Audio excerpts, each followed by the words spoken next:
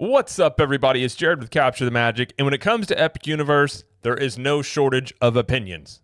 Undoubtedly, and this park's not even 2 months old yet, and Blog Mickey is making a pretty bold claim here and saying that Epic Universe is having a stagnant summer. Now, I think there's a lot of data to point to that's not the case, and I think that when you're talking about a brand new theme park, I think it's really too soon to start making a lot of assumptions, as we don't even have really official numbers or data from Universal themselves. But we're going to read through this article and give some thoughts on it and see, what they're saying, if this has credence to it, and what is the actual data that we do know, what's it say about this. So that's what we're going to do in this video here. And Blog Mickey's article is titled Universal Epic Universe's Stagnant Summer. It says, as Universal's Epic Universe approaches the 2-month mark since opening, we wanted to revisit some ticketing data, taking a look at recent changes. Late last month, Universal made some rather significant changes, rebalancing some ticket types, offering more capacity for guests looking to visit during the remainder of the summer and into the fall. That said, we're noticing a bit of stagnation as it relates to ticketing purchases. Let's dive in and check out what we're deeming a stagnant summer at Epic Universe. It says, we'll start with a caveat. All the data in this article is probably best described as leaked data. That is, the data is publicly available thanks to open data endpoints on the Universal Orlando Resort website, but it's not something that Universal is publishing in a press release. The data comes from Universal itself. Nonetheless, the data is available to read thanks to Thrill Data. It says, okay, with that out of the way, here's what we've noticed. We'll start with the headline. Ticket sales appear to be relatively stagnant. With no annual pass available for purchase, that means that attendance is relatively stagnant as well. Since the park opened on May 22nd, the average number of tickets sold per day is just under 16,000. Now, we can't equate ticket sales to attendance directly because there are a variety of ticket types. Most of the available ticket types are multi-day tickets that only allow guests to visit Epic Universe on one day and the other Universal theme parks on the remaining days. For now, we can say that the average number of ticket units sold per day is somewhere around 16,000. If we were to say that one ticket sold equated to one person visiting the park, then Epic Universe would be on pace to welcome some 5.8 million guests per year. That would easily put Epic Universe in last place among the Disney and Universal theme parks in Central Florida, nearly a full 3 million guests behind Disney's Animal Kingdom. Now, the problem with this is there's actually forecasts that show that's exactly what has been expected of Epic Universe. Here from Fast Company, this is a forecast of not only Disney, but Universal Studios and Epic Universe, and it shows Epic Universe in 2025 being about 5.2 million guests. So if they're saying that 5.8 million guests are going to come in this year, that's actually above the forecast. So I'm not really sure what the headline grabbing thing there is, because I think that's fully in line with what most people that, have been following theme parks have been expecting from Epic Universe. I don't know of anybody that was making the prediction, at least if they were being honest and looking at likely data, that Epic Universe was going to be in like the top 5 this year, especially when it opened in May. So you already have, part of the months that it wasn't officially open. So there was no way in the first year of Epic Universe it was going to be like contending with, Universal's other parks or even some of Disney parks. That doesn't mean that it won't in the future. But when you're talking about a brand new theme park in an opening time frame, there's a lot of things. We've talked about many times. If you're looking to go to Epic Universe, you might be better off to wait until some of these issues that a new park is going to have are ironed out. But if they're saying 5.8 million guests this year as that's a disappointment, I don't think that's the case. Again, I think the forecasts show that if it is going to be 5.8 million guests or like 6 million guests, again, that's above the predictions of what has been relatively kind of across the industry of saying 5.2 million this year. So on that part, I don't really think that's a gotcha, but okay, we'll go on. It's important to note that Universal is not capping attendance at Epic Universe. That was an unpopular fact with Universal fans when I wrote about it after Epic opened, but it remains true today. Universal may be creating friction by not selling you the ticket type that you want, but they are not capping attendance. You're trying to add steps and barriers from people to buying tickets. I think that does lend to the fact that there is a park capacity, or they're trying to limit the park capacity here. But I also think, and this is where they're referring to this data from, this is from Thrill Data. This is exactly what they're talking about on the park capacity. This is, I don't know how, but they are able to see the data from Universal's ticketing system. And a couple of months ago, you would see this part right here. So basically, this is the park capacity each day. These are the amount of tickets that are available. So you're seeing here, like today is July 16th, you're seeing this park capacity at 48,000 guests. You're seeing some days at 50,000 guests roughly. And I think 50,000 guests is around where Universal wants this park capacity to be. But now you're looking at this chart and it's not showing it as 20,000 guests or whatever that number is. It's just showing a wide open number here. And I think a lot of people are taking that and running with it and saying that Universal is not limiting ticket sales here. They don't have a cap on the capacity of the park. I don't think that is true. I think what has happened here, and this, I will just say this is a guess. I don't have any data from, Mark Woodbury didn't tell me anything. I don't know anybody high up at Universal. But I think Universal was seeing that this was being talked about quite a bit and the park capacity was being able to be seen. My guess is Universal just removed this on this chart here. They just removed that data from showing a park capacity limit, and they're just showing where this capacity, top end could be. Because I think there's a lot of evidence to point to that there is a limit on the amount of people they're letting into this park. And I think one of the main ones being that there's no annual pass option yet. If you were really trying to get as many people as you could into this park, first off, you would have annual pass options for this. And you would also, if they were struggling with attendance and they didn't have a capacity on this, I think you would see a lot more of an aggressive move by Universal to try and get more people in this park, but they're not doing that. So I don't think Universal has changed their tone about anything about the opening of this park or what they've said and how they've sort of behaved with it or sold tickets. The only thing that has changed is the data on this chart right here. So just because you're not seeing a park capacity limit or a top end that they're allowing each day in the park in this chart here doesn't mean that Universal internally does not have a limit on this park. I think they're just limiting the public being able to see that in that data that's out there right now. It says, back in late May, I asked if the low crowds caused by ticketing friction were a smart strategy or if they were a cause for concern. I think that remains a valid question nearly 2 months after the park's grand opening. Ticketing friction remains in the form of unfavorable ticket types and attendance is stagnant as a result. But again, if there's ticketing friction, that means that they are trying to impede a massive amount of people from coming to this park. So even though you can look at the data and there's no cap on it, they're still making the case in the article that there's still ticketing friction, which if they were really trying to get more people in this park, they would remove the ticketing friction, at least one would think. So again, I think their own wording here kind of goes against what they're saying. Using leaked ticket data, we can see that Universal has sort of resolved itself to the fact that its current ticketing strategy is going to cause an artificial ceiling on attendance. I don't think that's an artificial ceiling. I think that is on purpose. I don't see how you would come away with a different conclusion. Back in late June, Universal went through and dropped the daily allocation of annual pass holder discounted tickets from $2,000 per day to just $750 per day. Even at just 750 tickets per day, Universal is not finding a lot of demand. In short, a great number of annual pass holders appear to be waiting for an annual pass product at this time. But again, if they drop the amount of available tickets to pass holders from 2,000 per day down to 750, this is also going against their argument that essentially there's not enough demand for this park, because why would you do that? Except for the fact that you're trying to make room for more people that have bought tickets, ticket packages and things that are coming to Universal to stay for, 2, 3, 4, maybe, week-long vacation at Universal, trying to make more room for them, because that's one of the issues with this park. And I think this is why you're still seeing a capacity on the tickets being sold, is the wait times here are very high. And we can see today the average wait time is 77 minutes. So when looking at that, if you look at the attendance right now, it's like 16,000 guests, under 17, definitely under 20,000 guests today.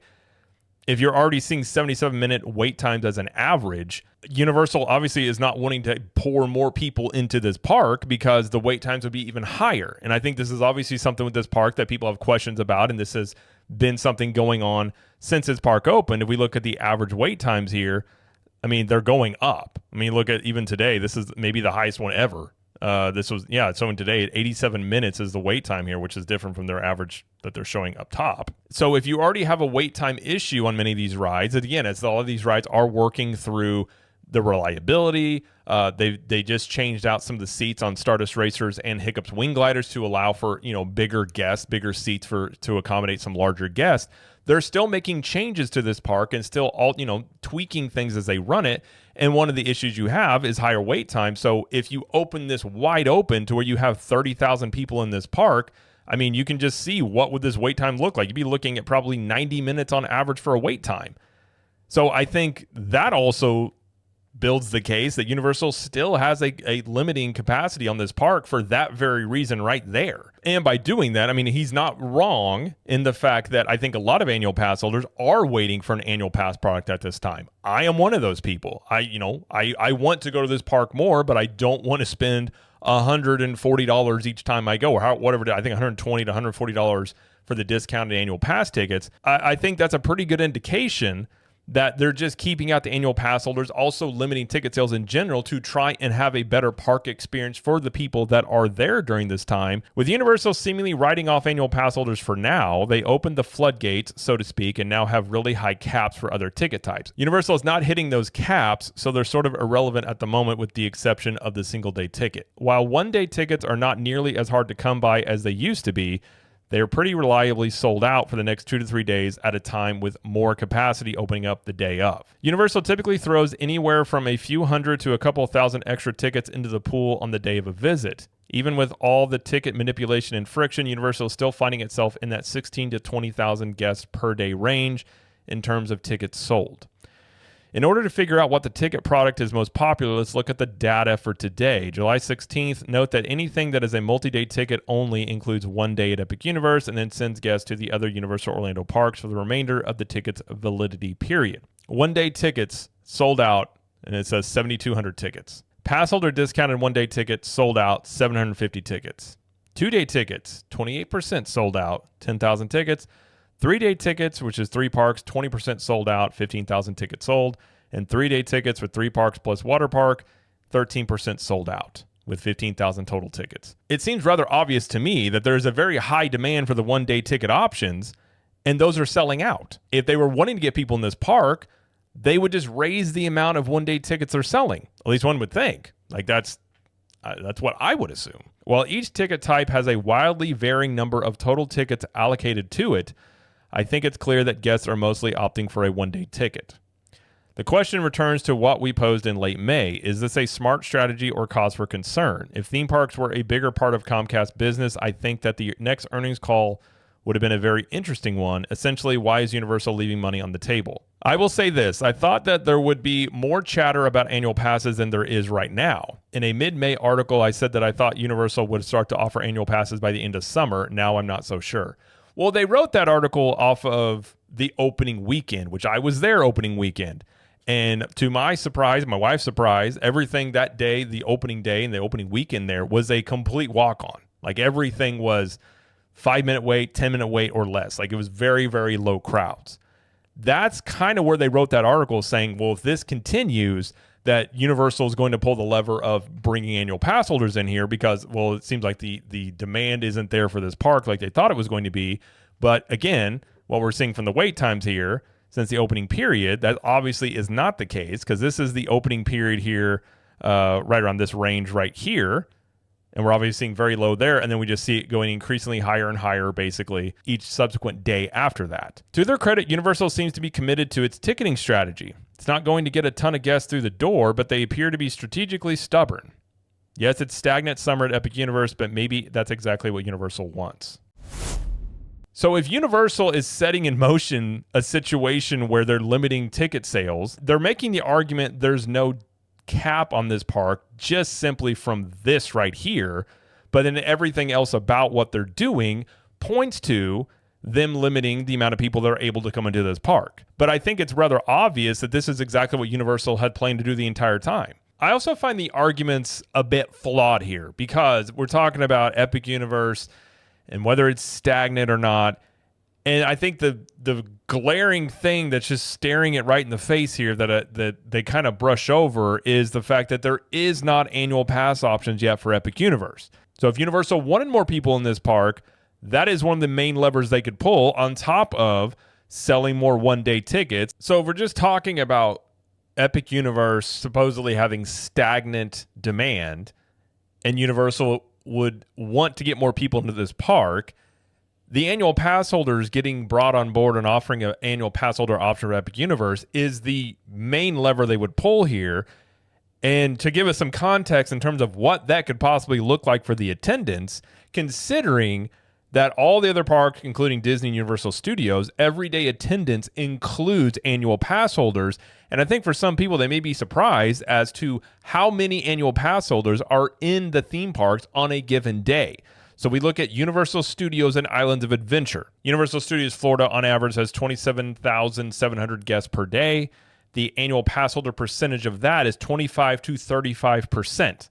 So if you look at that on a given day at Universal Studios, you have about 7,000 to 9,700 annual pass holders in that park per day. Then you look at Islands of Adventure, their daily average attendance is about 30,000 guests. The estimated AP percentage is 20 to 30%. So your estimated APs per day there are 6,000 guests to 9,000 guests per day. Let's just put our thinking hats on. If Epic Universe was struggling as it currently stands, if that's the case, wouldn't it make sense for them to pull the lever to open up more single-day ticket sales and open up annual pass holder sales? Because if they were to do that, and we look at, Universal Studios is a very heavy annual pass holder group of people that go to the parks. If they opened up annual pass holder sales here, most of the annual pass holders that are going to Universal Studios would have a very high interest in going to Epic Universe, one would assume. So if they were going to open that up, that would be looking just at the numbers of the existing Universal parks. That'd be 6,000 to roughly 9,000 guests per day potentially that could be coming into Epic Universe. So if they're hitting roughly 20,000 guests per day right now, if they threw the annual pass holder option in there, you would be looking at very close to 30,000 guests per day. So if Epic Universe was struggling with attendance, and it was stagnant, and they wanted more people in this park, they have very obvious levers they would be pulling to do that. So I don't think this argument really holds much water, and the only thing they're referring to is the fact that you just simply cannot see the daily ticket cap on this park now that is not showing on that end. That is it. Everything else Universal's doing is very consistent with what they've been doing the entire time. And even in the article, they say that they're being stubborn and leaving money on the table. I don't think Universal is going to leave money on the table by accident. I think they very much want to make money with this park. They spent $7 to $10 billion on this park. I think they want to make their money back on this park. I think what they're doing is taking a very long-term strategy with this park and not wanting it to overflow with people that are not going to have a good time.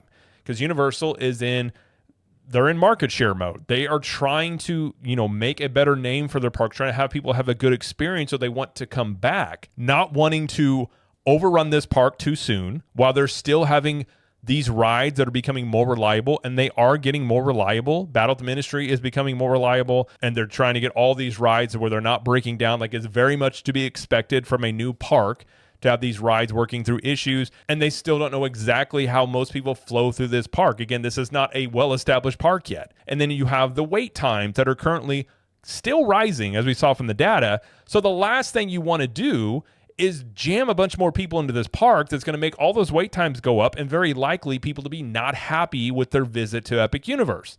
So I think everything points to the fact that Universal is doing exactly what they intended to do the entire time. And the only thing that has changed, that is the entire basis of this article, is just simply that thrill data, ticketing information that they have, and it no longer is showing a daily park capacity limit. That is it. Everything else is exactly the same. So I don't really understand how they're coming to this conclusion in this article just off of that one data point, and they're assuming that that is just completely the entire picture here.